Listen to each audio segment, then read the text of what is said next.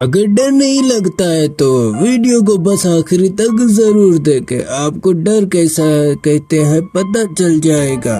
तो भाई मैं ऐसे तो बोलता नहीं हूँ, तो मैं सिंपल स्टोरी बताता हूँ जिसे सुनकर डर भी लगता है और मज़ा भी आता है। तो इसीलिए हमारे चैनल को सब्सक्राइब ज़रूर करें और अपना बनाए इस चैनल को। चलिए चलते हैं शायद सफ़र के एक और हॉरर सफ़र में और वीडियो को फटाफट शुरू करते हैं बिना किसी देरी के। तो ये है बहुत पहले की बात। एक गांव में एक आंगन था। उस आंगन में एक आम का पेड़ था और उस घर में बस 3 लोग रहते थे, एक पिता, माँ और उसका बेटा 11 साल का रोहन। उसकी ज़िंदगी सुकून से गुजरती रही, लेकिन रोहन अपने माँ पिता से बात नहीं करता उतना। वो जब उस पेड़ के पास होता था वो खुश रहता था। आखिर क्या था उस पेड़ में जो कि वो खुश रहता था?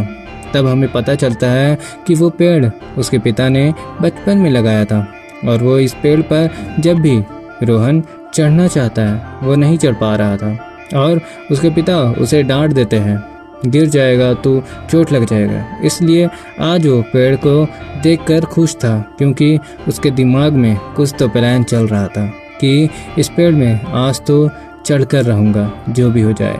और रात होते ही उसके माँ पिता दोनों सोए थे।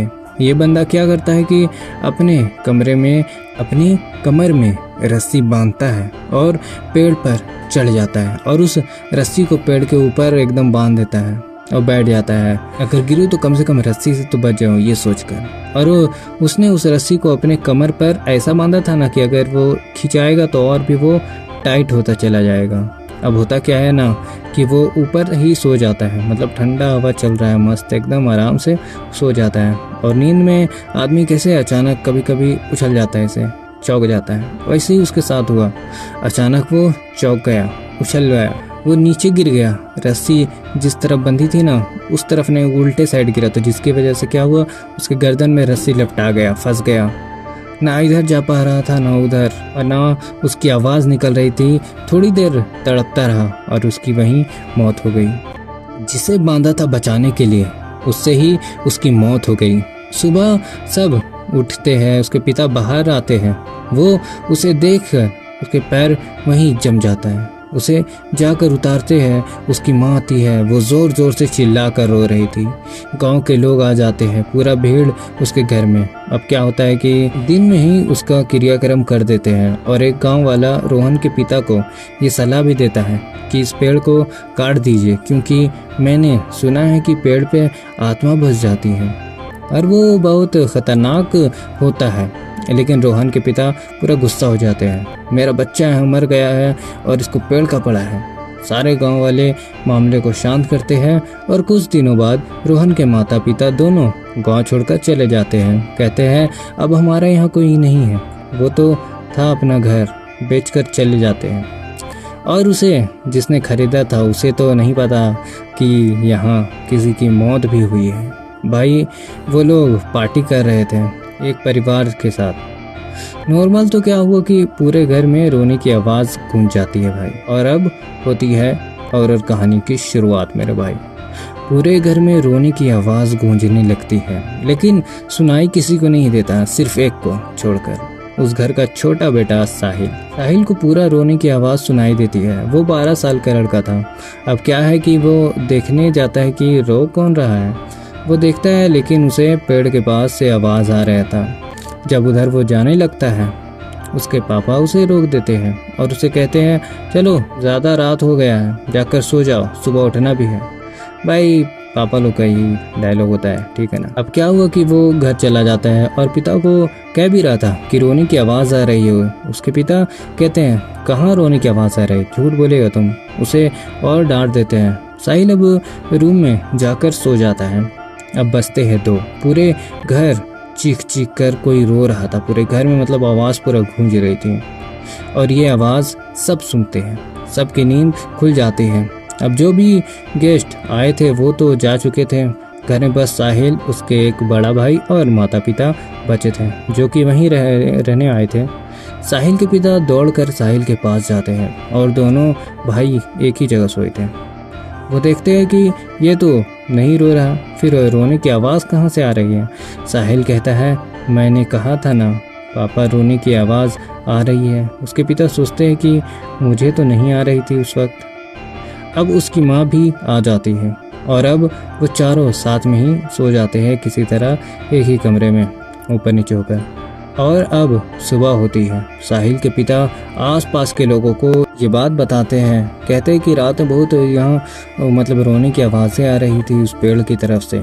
एक बंदा कहता है जिसने पेड़ काटने को कहा था, वही कहता है कि हाँ भाई, यहाँ एक बच्चे की मौत हो गई है और ये पेड़ श्रापित हो चुका है। मैं तो कहता हूँ इस पेड़ को कटवा दीजिए, तब सब ठीक हो जाएगा। वो भी उस बंदे को डांटते हैं, कहते हैं पेड़ कटवाएंगे, कोई और तरीका है तुम्हारे पास तो वो बताओ।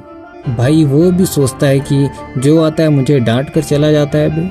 अब क्या होता है कि साहिल के पिता एक मौलवी को लेकर आते हैं।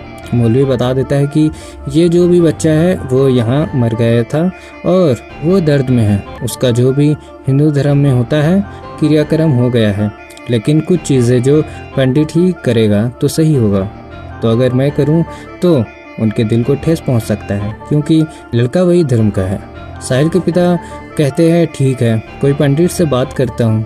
अब फिर रात होती है, फिर रोने की आवाज़ें पूरे घर में, लेकिन इस बार कोई नहीं उठता। साहिल के पिता सोचते हैं कि अब जो होगा सुबह होगा, लेकिन साहिल सुनने वाला कहाँ था। वो चला जाता है उस पेड़ के पास और वहाँ जाकर बातें करने लगता है। साहिल कहता है कि तुम पेड़ पे क्यों लटके हो, नीचे आओ। अब रोहन नीचे आता है। साहिल को रोहन दिख रहा था, वो लोग साथ में खेल रहे थे। थोड़ी देर बाद साहिल रोहन से पूछते हैं तुम तो क्यों रो रहे थे। रोहन उसको सारी बातें बताता है। साहिल को बहुत बुरा लगता है, लेकिन तभी रोहन एक बड़ी से मुस्कान लेता है, जोर से हंसता है और साहिल के अंदर घुस जाता है। और अब साहिल उस पेड़ को देखकर हंस रहा था। अब साहिल जाकर सो जाता है। सुबह होती है, उनकी माँ उसे उठाती है, लेकिन साहिल उठता नहीं। काफ़ी देर से वो खुद ही उठता है और आज बहुत वो शांत था, बिल्कुल रोहन की तरह। वो किसी से बात नहीं करता, पूरा दिन ऐसे ही गुजर जाता है। और होती है अब रात। उधर ये साहिल के पिता एक पंडित को ढूंढ कर लेकर आते हैं और साहिल के बिहेवियर देखकर उसकी माँ उसके पास जाती है। कहती है आज तुम्हें क्या हुआ बेटा। वो अपना चेहरा अपनी माँ की तरफ करता है। उसका चेहरा देखकर उसकी माँ जोर से चिल्लाती है। डर से उसका बदन कांप जाता है। उसका चेहरा एकदम बदल गया था, वो एकदम डरावना दिख रहा था। अब उसी वक्त वहाँ वही पंडित आता है। कहता है आप तुम्हारा जाने का वक्त हो गया बेटा। साहिल उसकी तरफ देखकर चीखता है, चिल्लाता है एकदम जोर से, मैं सबसे बदला लूँगा, पूरा गांव तहस नहस कर दूंगा। मैं वहाँ तड़प रहा था, कोई बचाने नहीं आया और मेरे मरने पर मेरा पेड़ इनका हो गया। मेरा पिता ने ये पेड़ इनको दे दिया। वो अब जोर से रोने लगता है। पंडित आता है और कहता है आप लोग इसको पकड़कर बैठ जाइए। और वो जो साहिल था वो धीरे धीरे ऐसे ही कुछ बड़बड़ा रहा था, मैं अपना काम कर लूँगा। सारे उसको पकड़कर बैठ जाते हैं और उस लड़के को पकड़ लेते हैं। भाई वो छोटा सा लड़का इन तीनों से नहीं संभलता। आखिरकार पंडित अपना क्रियाक्रम सब करता है और साहिल के अंदर से रोहन को निकाल कर ले जाता है। कहता है मैं इसे शुद्ध कर दूंगा और चला जाता है। उसे एक हड्डी जैसी कुछ चीज़ थी, उसमें धागे से जो है ना बांध देता है और चला जाता है। इधर साहिल बेहोश होकर गिर जाता है। उसे पानी वानी मारकर उठाते हैं उनके फादर और अगले दिन मौलाना से पानी उसमें पढ़वा कर लेकर आते हैं, क्योंकि अब फिर कोई और एंटिटी उस पर ना हो, तो इसीलिए उसे पानी वानी पिला देते हैं। और फिर काफ़ी ऐसा फिर कभी नहीं होता उसके साथ। तो ये थी पूरी एक कहानी। कैसी लगी कमेंट में ज़रूर बताना। वीडियो को लाइक करना और चैनल को सब्सक्राइब ज़रूर करना अपने भाई के। और चलो मिलते हैं अगली वीडियो में, तब तक बाय।